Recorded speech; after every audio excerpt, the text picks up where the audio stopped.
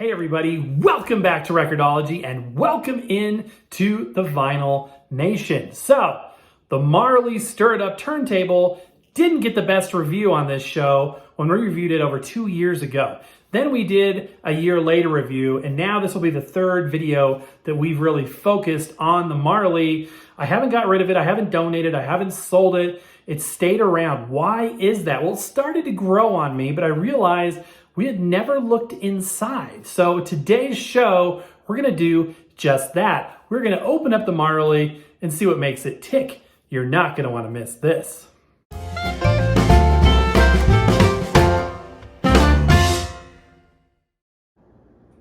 Okay, so this is the Marley Stir-It-Up turntable, Generation 1.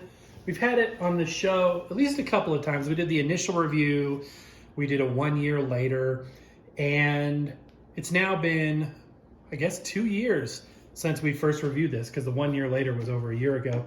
And it's still not my daily driver. At one point, my son had it, and then he kind of moved on to something else. I've used it a couple of times. Right now, it's got my Ortofon OM5E on there, which is a great little cartridge, by the way. It's a great elliptical if you like the cool, sharp, and accurate Ortofon sound. But what we haven't done is we haven't torn it apart. So I thought we would just take this bad boy apart and see what makes it tick. By the way, I apologize, I'm using sort of the harsh ring light.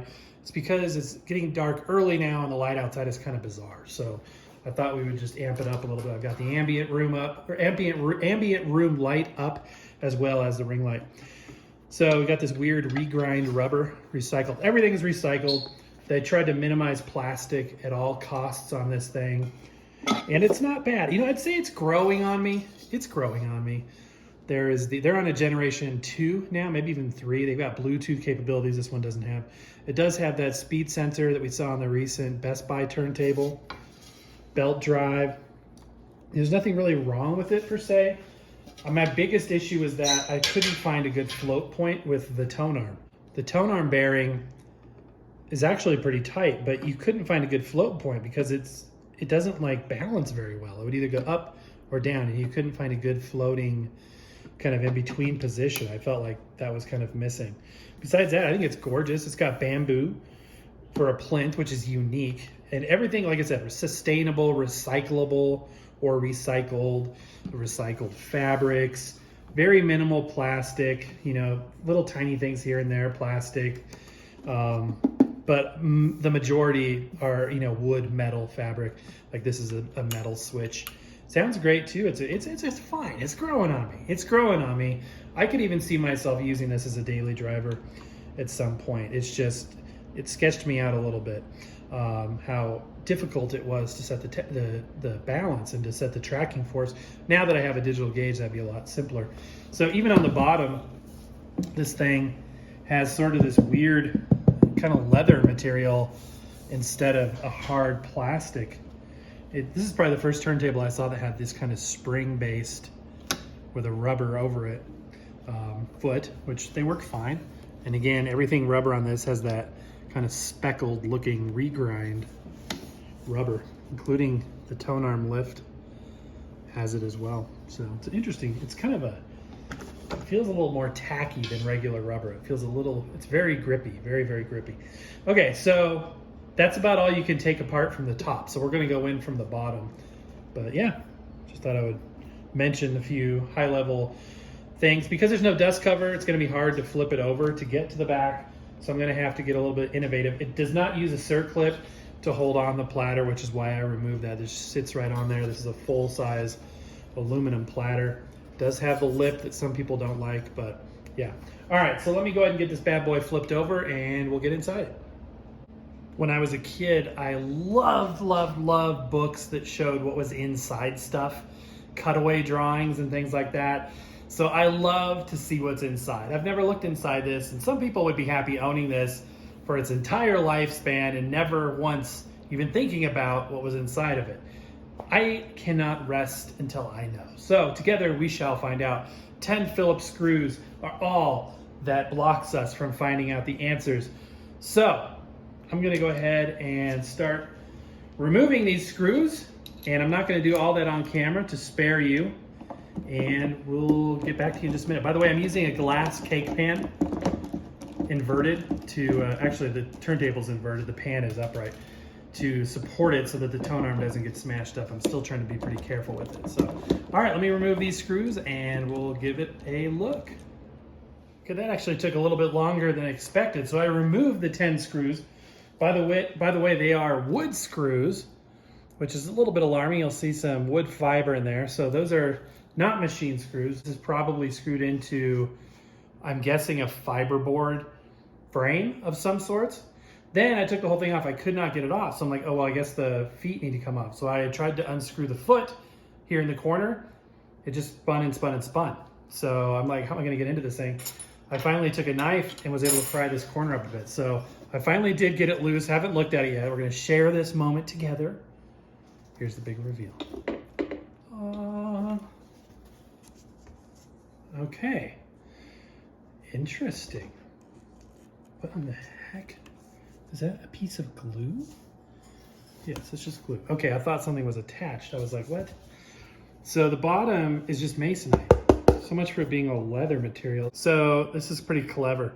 So it's just masonite, and then they've painted the edges, and then they've kind of adhered a layer of leatherette kind of material on there. That's kind of funny. It's just masonite like any other record player. Kind of in this pay grade. So there is the unit itself. Let's sort of digest what we have here. So there is the motor, there is the board where everything connects to in the back. Here's the tone arm assembly, here's the on and off switch. Everything is braided pretty well. We've got tie downs.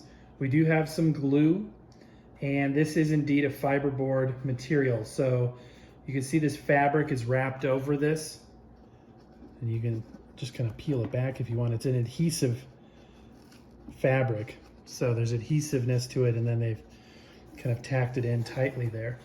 I mean, it's at, you know, I wouldn't expect the whole thing to be bamboo, but this is the bottom of the plinth itself.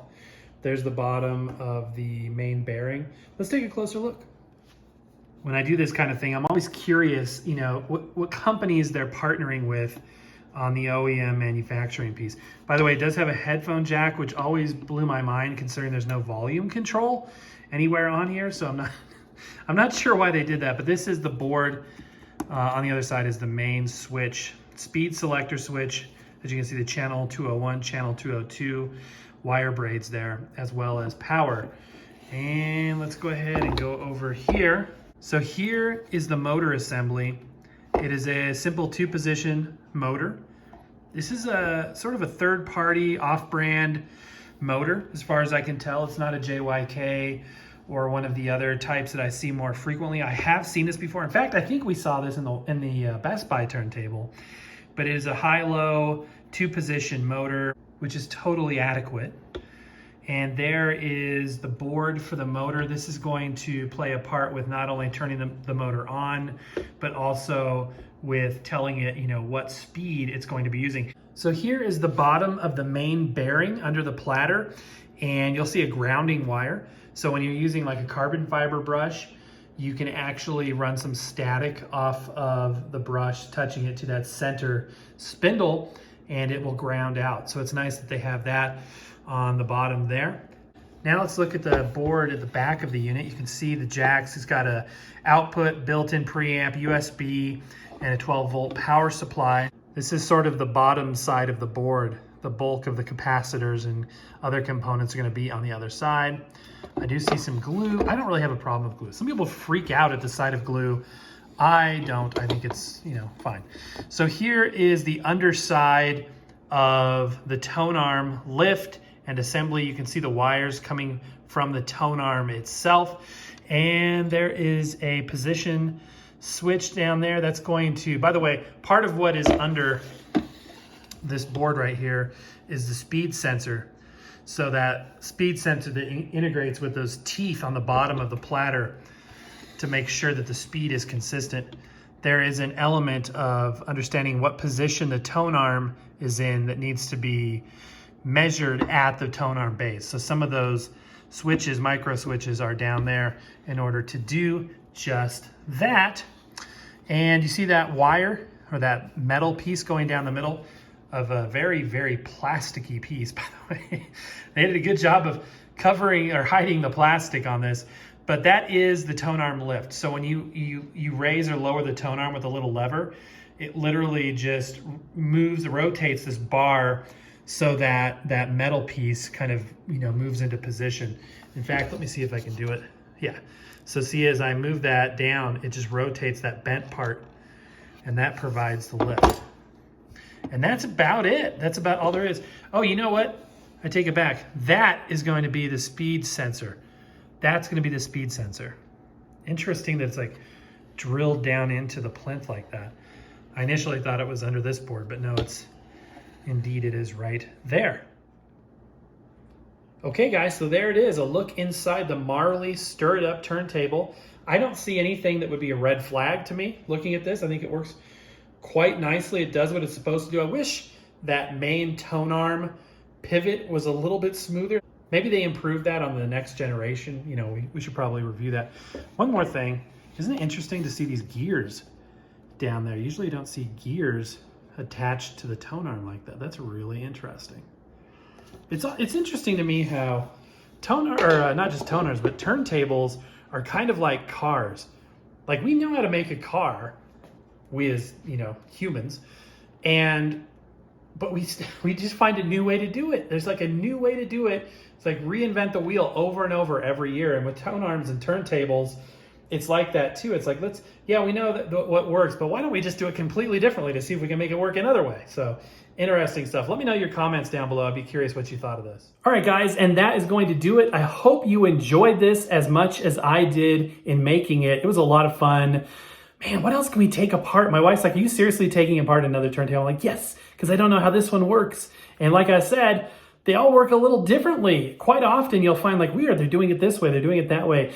I want to know from you, yes, you, what you thought of this show in the comments down below. Let me know any questions. Educate me on anything I might have missed or anything that stood out to you. Also, if you have any recommendations or requests for future shows on the Vinyl Nation, let me know those as well. I want to make sure that you guys, being the premium level viewers, the premium audience, get exactly what you want. So don't hesitate to let me know in the comments or email, what you'd like to see more of, less of, all that good stuff. But thank you for supporting the channel, and just thank you for being you and for being out there, guys. I love each and every one of you. Thank you for watching. Happy record hunting, and we'll see you next time.